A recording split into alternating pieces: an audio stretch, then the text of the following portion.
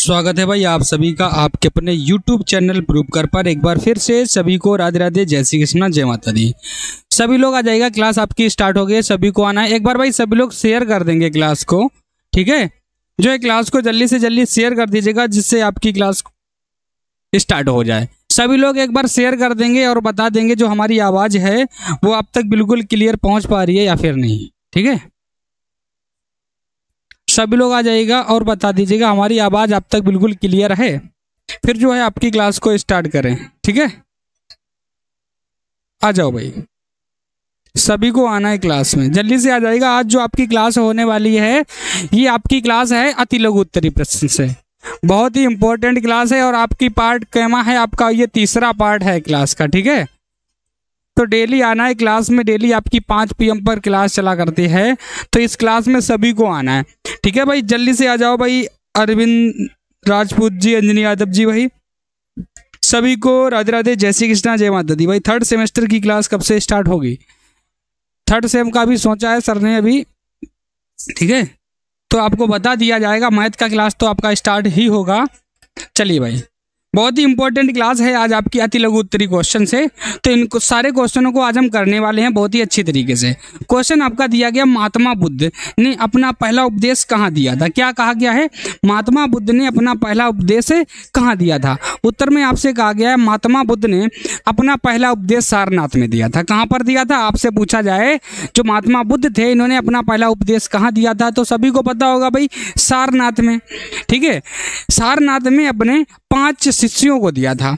पूछा जाए कि इन्होंने कब और किसे दिया था, तो याद रखना सारनाथ में इन्होंने अपने 5 पुत्रों को दिया था, शिष्यों को दिया था। बुद्ध का यह प्रथम उपदेश बौद्ध परंपरा के धर्मचक्र प्रवर्तन के नाम पर जाना जाता है। इसके पश्चात इन्होंने कई राज्यों मगध, कौशल, कौशाम्बी आदि का भ्रमण किया तथा वहां उपदेश दिए, ठीक है। तो याद रखना महात्मा बुद्ध ने अपना पहला उपदेश कहाँ पर दिया था? सारनाथ में दिया था। किसे दिया था? तो इनके 5 शिष्य हुआ करते थे, उनको दिया था। इस चीज को सभी लोग याद रखेंगे। आगे चलें, अगला क्वेश्चन दिया गया है, तारा किसे कहते हैं? आपसे क्या पूछा गया है?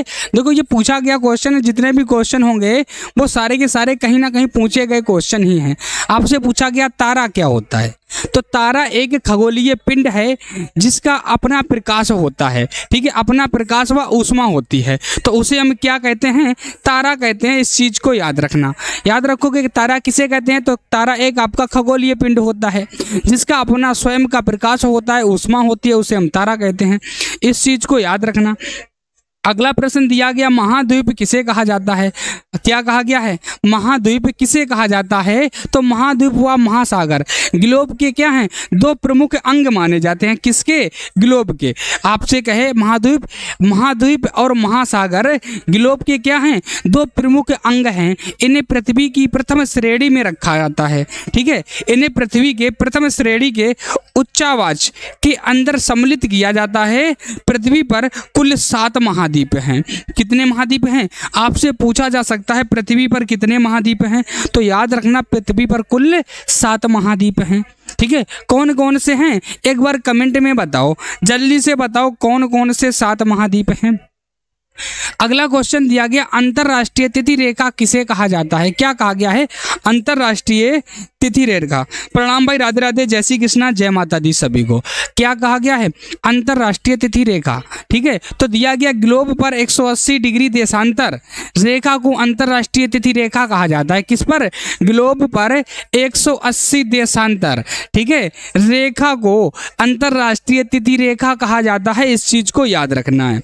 आगे दिया गया है, राजतरंगिणी के लेखक कौन हैं? ठीक है, 2021 में पूछा गया क्वेश्चन है। दिया गया इसके लेखक कल्हड़ को माना जाता है। जो कल्हड़ हैं, कल्हण, ठीक है, ये क्या है? राजतरंगिणी के क्या हैं? लेखक हैं। इनमें कश्मीर के इतिहास का वर्णन है। जो आपका राजतरंगिणी है इसमें किस चीज का वर्णन है? तो याद रखना कश्मीर का, ठीक है। सर फर्स्ट सेमेस्टर, अच्छा फर्स्ट सेमेस्टर वालों को शेयर कर दिया हूँ, बहुत ही अच्छी बात है। और आपको फर्स्ट सेमेस्टर वालों के लिए 4 क्लासें चल रही हैं, ठीक है। कितनी 4 क्लासें चल रही हैं भाई फर्स्ट सेमेस्टर वालों के लिए। आपको पता ही होगा, एक हिंदी का, एक सोशल साइंस का, एक साइंस का और एक आपका कंप्यूटर का। इसके बाद कल से क्लियर है आपका मैथ का भी स्टार्ट हो जाएगा, फर्स्ट का और थर्ड का। इस चीज़ को याद रखें। आगे चलें।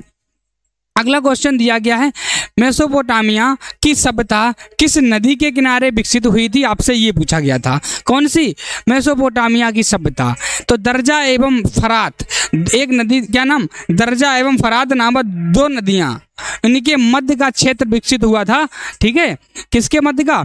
एक तो आपकी दर्जा नदी थी और एक आपकी फरात, इनके जो मध्य का भाग था वहाँ। अगला दिया गया, तंत्र मंत्र एवं जादू टोना जो हैं ये किस वेद में लिए गए हैं या किस वेद में इनका उल्लेख मिलता है? तो याद रखना, जितने भी आपके जादू टोने तंत्र मंत्र होंगे सारे के सारे अथर्ववेद में मिलेंगे। किस में मिलेंगे भैया? अथर्ववेद में मिलेंगे। पूछा जाए जो आपका ऋग्वेद है, क्या है? ऋग्वेद है। ऋग्वेद का एक हिस्सा होता है सामवेद। ठीक है, पूछा जा सकता है सामवेद किसका वेद होता है, किसका एक हिस्सा है? तो सामवेद जो है आपका ऋग्वेद का हिस्सा, ये भी आपको याद रखना है। और दूसरी बात, वेद आपके 4 होते हैं। कितने होते हैं? वेद आपके 4 हैं। कौन कौन से हैं तो कमेंट में बताइएगा। आगे चलो। ओरियन क्या होता है बताओ? ओरियन एक तारा मंडल होता है। क्या होता है? ओरियन क्या होता है भाई? ओरियन एक आपका तारा मंडल है। ठीक है, क्या है? जैसे आपसे पूछा तारा क्या है, पिंड क्या होता है, बताओ। अभी आपको बताया था ना, जिसमें स्वयं का प्रकाश हो। ठीक है, याद रखें। दिया गया, महावीर स्वामी ने बचपन का क्या नाम था? जो महावीर स्वामी थे इनके बचपन का नाम क्या था? तो भाई सभी को पता था, जो महावीर स्वामी थे इनके बचपन का नाम सिद्धार्थ था। ठीक है, क्या कहा गया? महावीर स्वामी के बचपन का नाम सिद्धार्थ था। क्या नाम था? सिद्धार्थ था। अगला क्वेश्चन क्या दिया गया, अमेजन नदी किस महाद्वीप में स्थित है? आपसे पूछा जा सकता है अमेजन नदी जो है आपकी ये किस महाद्वीप में स्थित है? तो दक्षिणी अमेरिका। कहाँ पर है? दक्षिणी अमेरिका में। इस चीज को भी याद रखना है। ठीक है, पूछा जाए आपसे जो आपकी अमेजन नदी है ये कहाँ पर स्थित है, किस महाद्वीप में स्थित है, तो सभी लोग याद रखेंगे भाई दक्षिणी अमेरिका में स्थित है। आगे चलते हैं। अगला दिया गया, नगर निगम के अध्यक्ष को क्या कहा जाता है? आपसे क्या पूछा गया है, नगर निगम के अध्यक्ष को क्या कहा जाता है? तो महापौर या मेयर बोलते हैं, जो आपका नगर निगम का अध्यक्ष होता है, मुखिया होता है। ठीक है, अगला क्वेश्चन जो आपका दिया गया है, किस बौद्ध ग्रंथ में 16 महाजनपदों का उल्लेख मिलता है? आपसे ये पूछा गया, बताओ। ऑप्शन सॉरी क्या हो जाएगा, तो बौद्ध ग्रंथ में अंगुत्तर निकाय में 16 महाजनपदों का उल्लेख मिलता है। एक अंगुत्तर निकाय है, उसमें कितने महाजनपदों का उल्लेख मिलता है भाई? तो याद रखना 16। ठीक है, सभी लोग याद रखेंगे। अगला क्वेश्चन दिया गया, दुनिया की छत किस पठार को कहा जाता है भाई? तिब्बत का पठार, दक्कन का पठार, पमीर का पठार के नाम से जाना जाता है दुनिया की छत। ठीक है, तो यहाँ पर जो आपका राइट आंसर होगा, इसे तिब्बत का पठार, दक्कन का पठार और पमीर का पठार के नाम से जानते हैं। इस चीज को याद रखना।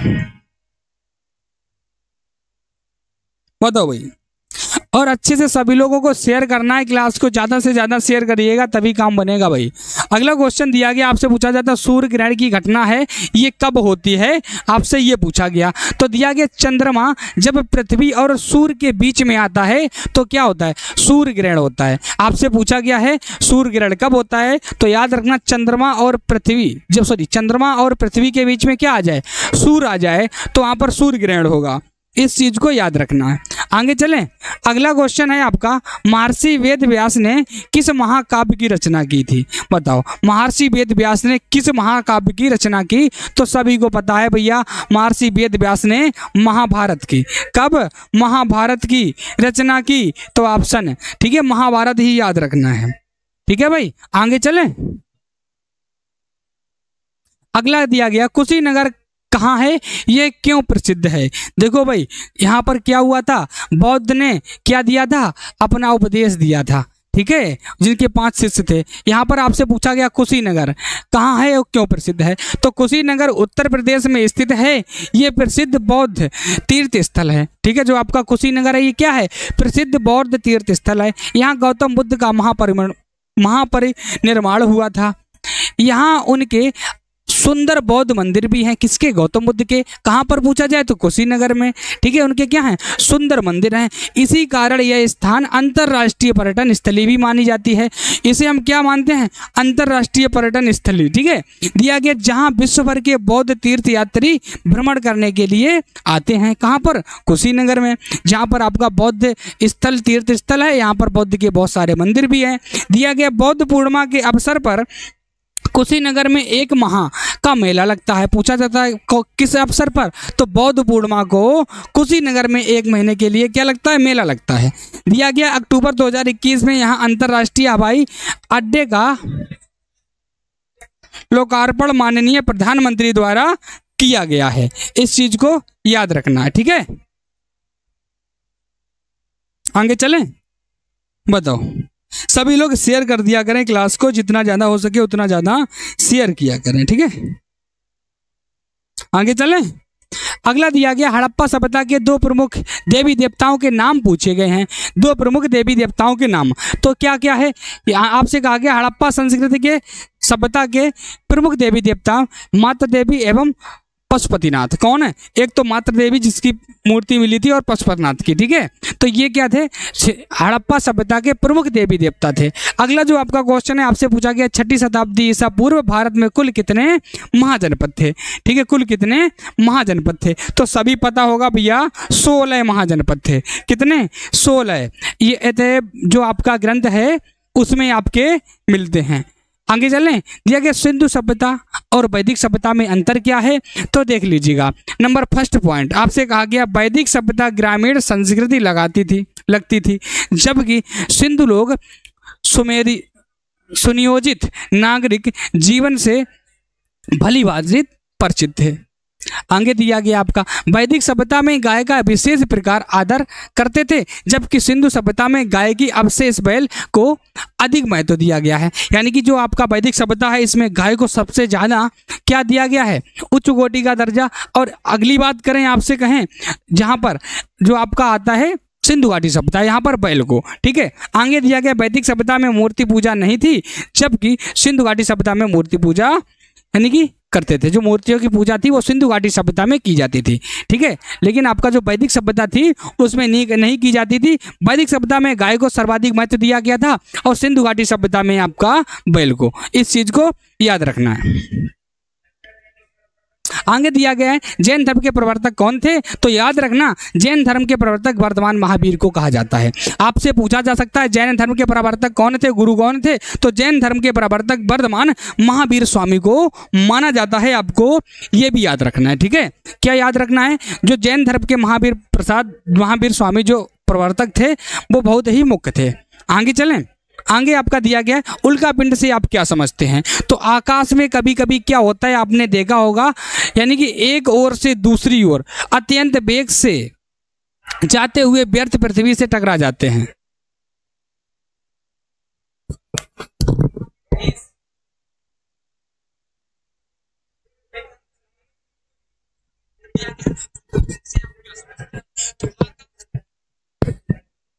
ठीक है भाई, तो आपसे क्या कहा गया था? यानी कि आकाश में कभी कभी एक ओर से दूसरी ओर अत्यंत वेग से जाते हुए व्यर्थ पृथ्वी पर गिरते हुए जो पिंड दिखाई देते हैं उन्हें उल्का पिंड कहा जाता है। और साधारण लचाओ में टूटे हुए तारे आकाश लूका कहते हैं। उल्काओं का जो अंश वायुमंडल में विलयन से बचकर पृथ्वी पर पहुंचता है उसे हम क्या कहते हैं? उल्का पिंड कहते हैं। देखो जो पिंड होते हैं टकरा जाते हैं, ठीक है, वो छोटे छोटे कणों में तो विभाजित हो जाते हैं, यहाँ तक आने में बहुत समय लगता है, कभी आ भी नहीं पाते हैं। और कुछ जो कण होते हैं वो क्या होते हैं? पृथ्वी तक आ जाते हैं टूटकर, तो उन्हीं को हम क्या कहते हैं? उल्का पिंड। ठीक है, इस चीज को याद रखना। आगे दिया गया आपका, आपसे कहा गया है सबसे छोटे महाद्वीप का नाम बताना है। तो सभी को पता है महाद्वीप आपके कितने हैं? तो 7 महाद्वीप हैं। सबसे छोटा महाद्वीप ऑस्ट्रेलिया महाद्वीप। और आपसे कहें सबसे बड़ा महाद्वीप बताओ भाई, बड़ा महाद्वीप आपको बताना है, कमेंट में बताइएगा। कहा गया है पृथ्वी के किस भाग में सूर्य तब अधिकतम प्राप्त होता है? तो याद रखना भूमध्य रेखा पर। कहाँ? भूमध्य रेखा में। ठीक है, आपसे क्या कहा गया है कि पृथ्वी के किस भाग में सूर्य तप अधिक होता है? तो भूमध्य रेखा पर। और ये 2019 में पूछा गया क्वेश्चन है। कैसा? 2019 में पूछा गया क्वेश्चन है, इस चीज को याद रखना है। ठीक है भाई, आगे चलें। अगला दिया गया पंचायत व्यवस्था कितने स्तरों पर कार्य करती है? आपसे क्या कहा गया है? जो आपकी पंचायत व्यवस्था है ये कितने स्तरों पर कार्य करती है? तो 3 स्तरों पर। एक आपका ग्राम पंचायत, एक आपका क्षेत्र पंचायत और एक आपका जिला पंचायत। तो क्या कौन कौन से हैं? एक तो आपका ग्राम पंचायत, क्षेत्र पंचायत और आपका जिला पंचायत। आपसे पूछा जाए यानी कि जो पंचायत व्यवस्था है कितने भागों में कार्य करती है? तो 3, जिला पंचायत, क्षेत्र पंचायत और ग्राम पंचायत। ठीक है, सभी को याद रखना है। आगे चलें। अगला दिया गया नासा। नासा का पूरा नाम बताना है, क्या होता है? जिसे बोलते हैं राष्ट्रीय वैमानिकी और अंतरराष्ट्रीय प्रबंधन। इसे इंग्लिश में भी याद कर लेना है। ठीक है, क्या दिया गया? National aeronautics and space administration. ठीक है, ये क्या है? राष्ट्रीय वैमानिकी और अंतरराष्ट्रीय प्रबंधन, याद रखना है। आगे चलें।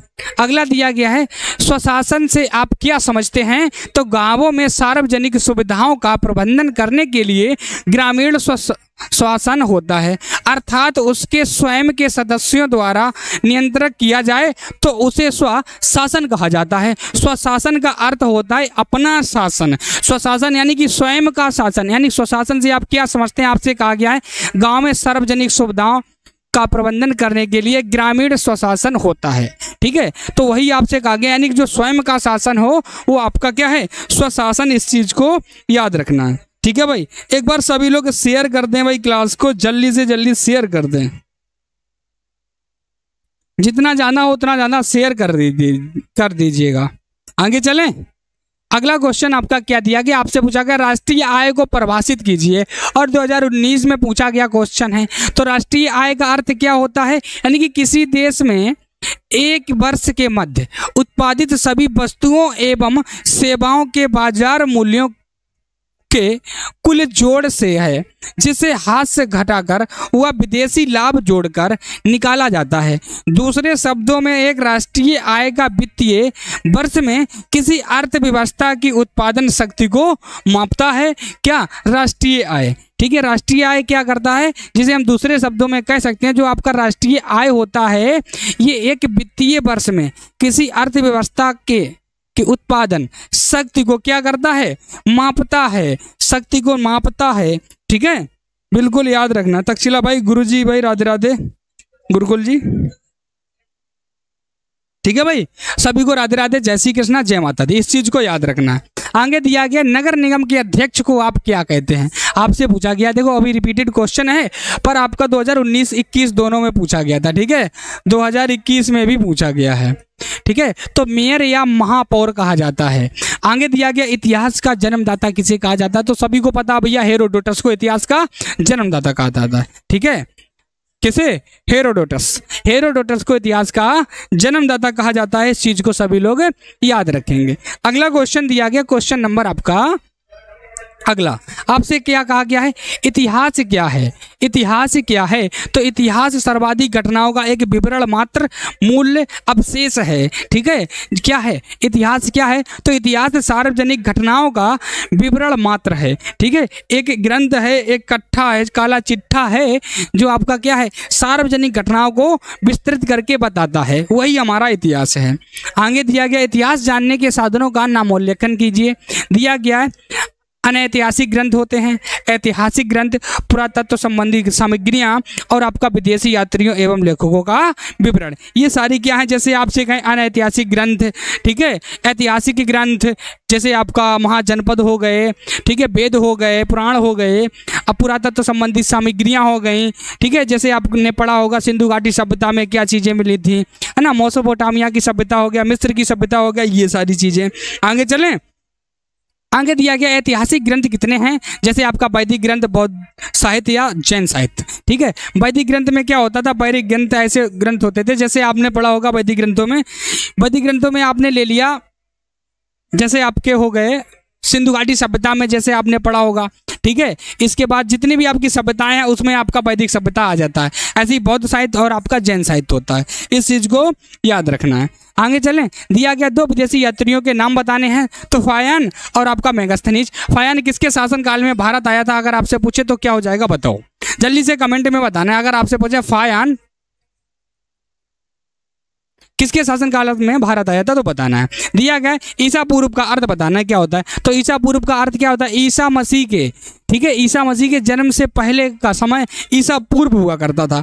जो ईसा मसीह थे इनके जन्म के पूर्व का समय क्या हुआ करता था, ईसा पूर्व के नाम से जानते थे। इस चीज को सभी लोग याद रखेंगे। ठीक है भाई, आगे चलें।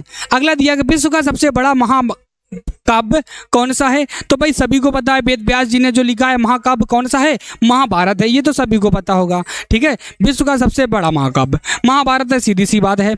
अगला क्वेश्चन दिया गया हर्षचरित किसकी रचना है, तो बाणभट्ट ने लगभग 620 ईसा में की थी। ठीक है, किसने, बाणभट्ट ने हर्षचरित।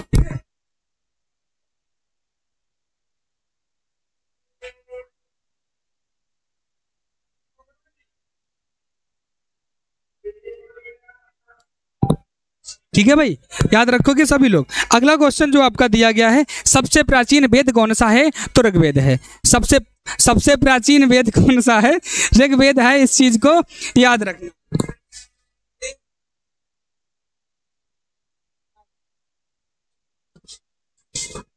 ठीक है भाई, ऋग्वेद। आपसे पूछे वेदों की संख्या कितनी है, तो सभी को पता है आपके वेद होते हैं 4। कितने वेद होते हैं, वेद होते हैं 4। इस चीज को सभी लोग याद रखेंगे। आगे चले, अगला क्वेश्चन आपका दिया गया प्राचीन, कहा गया प्राचीन सभ्यता को कितने भागों में बांटा गया है, तो 3 भागों में बांटा गया है, पाषाण काल, ताम्र पाषाण एवं कांसा युग और आपका लौह युग। कितने भागों में बांटा गया है, 3 भागों में बांटा। इस चीज को सभी लोग याद रखेंगे। अगला पॉइंट है आपका पुरा पाषाण कालीन औजार कैसे थे, तो सभी को पता है जो पुरा पाषाण कालीन औजार हुआ करते थे वो पत्थरों के। ठीक है, तो पत्थर के औजार बेडोल एवं भौड़ी आकृति के थे। कैसे थे, बेडोल और भौड़ी आकृति के थे। ठीक है, ना जिनकी कोई आकृति थी ना जिनका कोई आकार था सही से, यानी कि जैसे नुकीले टेढ़े मेढ़े बना लिए वैसे ही। ठीक है, याद रखना। आगे चलें, अगला आपका जो आपका दिया गया, आपसे कहा गया है कृषि का आरंभ किस काल में हुआ, तो याद रखना नवपाषाण काल में कृषि का आरंभ हुआ था। भाई कब हुआ था, नवपाषाण काल में कृषि का आरंभ हुआ था। इस चीज को याद रखना है। आपसे कहा गया मानव का प्रथम पशुपालन कौन था, तो सभी लोग याद रखेंगे कुत्ता मानव का सबसे प्रथम पशुपालन था। इस चीज को याद रखना है। अगला जो आपका क्वेश्चन है, आग की खोज किस काल में हुई, तो भैया पुरा पाषाण काल में मानव ने आग की खोज कर ली थी। कब की थी, पुरा पाषाण काल में। इस चीज को याद रखना है। ठीक है, आपसे पूछा जाए, हर हर महादेव, राधे राधे, जय श्री कृष्णा, जय माता दी सभी को। आपसे पूछा जाए आग की खोज कब हुई, तो पुरा पाषाण काल में मानव ने आग की खोज कर ली थी। इस चीज को याद रखना है। ठीक है भाई, अगला दिया गया पहिए का आविष्कार किस काल में हुआ, ये पहिए का आविष्कार, तो आपका नवपाषाण काल में पहिए का आविष्कार हुआ था। नवपाषाण काल में पहिए का आविष्कार हुआ था। इस चीज को याद रखना है। अगला क्वेश्चन दिया गया मिट्टी से बर्तन बनाना किस काल में आरंभ हुआ, क्या कहा गया है, मिट्टी से बर्तन बनाना और पहिए का आविष्कार दोनों के दोनों आपके नवपाषाण काल में हुए थे। कब हुए थे भाई, नवपाषाण काल में हुए थे। इस चीज को याद रखना है। आगे चलें, अगला क्वेश्चन दिया गया है कांसा युग में जिस लिपि का विकास हुआ उसका नाम बताएं, तो किलकर लिपि। ठीक है, किलाकार लिपि जो थी ये कब, कांसा युग में विकसित हुई। दिया गया सिंधु सभ्यता के अवशेष कहां पर प्राप्त हुए हैं, तो हड़प्पा में 640 किलोमीटर दूर, जो हड़प्पा से 600 कितना दूर, 640 किलोमीटर दूर स्थित मोहनजोदारो सिंधु सभ्यता के अवशेष वहां से प्राप्त हुए। कहां से, मोहनजोदारो से, जो हड़प्पा से कितनी दूर है, 640 किलोमीटर दूर। कितनी दूर है भाई, 640 किलोमीटर दूर। इस चीज को याद रखना। ठीक है। अगला दिया गया, मेसोपोटामिया किस भाषा का शब्द है? मेसोपोटामिया, तो ये आपका एक यूनानी शब्द है, ठीक है, जिसका अर्थ होता है जल का मध्य भाग। ठीक है, क्या कहा गया आपसे? मेसोपोटामिया यूनानी भाषा का शब्द है जिसका अर्थ है जल का मध्य भाग। क्या है? जल का। मिस्र की सभ्यता नहीं होती थी मेसोपोटामिया, ठीक है, गीजा के पिरामिड आपने पढ़ी होगा, उसमें क्या होता था? चारों तरफ पानी, ठीक है, बीच में क्या बनाए गए थे? पिरामिड। अगला दिया गया, मिस्र की सभ्यता का विकास कहाँ हुआ है? तो नील नदी के किनारे पर। ठीक है, आपसे पूछा जा सकता है जो मिस्र का सभ्यता थी इसका निर्माण कहाँ पर हुआ है? तो नील नदी के तट पर, ठीक है, किनारे। इस चीज को भी याद रखना है। आगे चलें। अगला दिया गया, जिगरात किसे कहते हैं? तो सुमेरियन सभ्यता में मंदिरों को जुगरात कहा जाता था। ठीक है, जिगरात जिसे हम बोल सकते हैं, एक सभ्यता थी सुमेरियन सभ्यता, इसमें मंदिरों को क्या कहा जाता था? जुगरात कहा जाता था। ठीक है, जिगरात भी बोल सकते हो इसे। इस चीज को याद रखना है। आगे चलें भाई, इतने ही क्वेश्चन थे, इतने ही क्वेश्चन थे, सारे के सारे क्वेश्चन अपन लोग ने कर लिए। आपको बता दें, ठीक है, जितने भी क्वेश्चन है सारे के सारे क्वेश्चन आपको भी पढ़ना है। और आपको बता दें, जिस दिन ये पीडीएफ पूरा हो जाएगा, ठीक है, कम से कम 150 क्वेश्चनों का पीडीएफ है जिसमें आपके बहुविकल्पी भी क्वेश्चन है, 100 क्वेश्चन बहुत ही इंपॉर्टेंट। ठीक है, सिर्फ और सिर्फ वही क्वेश्चन लाए हैं जो इंपॉर्टेंट हैं। इसके बाद आपका जो आपका अति लघु उत्तरी में होगा, जो लघु उत्तरी में होगा, वही आपको पढ़ने के लिए मिलेगा। इस चीज को याद रखना। और एक बात आपको बता दें, ठीक है, एक चीज याद रखना, आज शाम को 9 बजे हिंदी की क्लास में भी आना है सभी को। किस क्लास में? हिंदी की क्लास में आना है। इस चीज को याद रखना, ठीक है। कितने बजे? 9 बजे। और कल से 2 बजे आपकी कंप्यूटर की भी क्लास है, सॉरी 2 बजे से नहीं होगी, ये कल आपकी होगी 12 बजे से, ठीक है, 12 PM से। और ये क्लास होगी आपकी 3 घंटे की। 3 घंटे में पूरा कंप्यूटर कंप्लीट, एक भी क्वेश्चन नहीं छूटेगा भाई, चाहे फिर वो किसी भी सेमेस्टर का हो, चाहे फर्स्ट सेमेस्टर का हो, चाहे थर्ड सेमेस्टर का हो। ठीक है, इस चीज को याद रखें, कंप्यूटर का एक भी क्वेश्चन यहाँ से बच के नहीं जाएगा।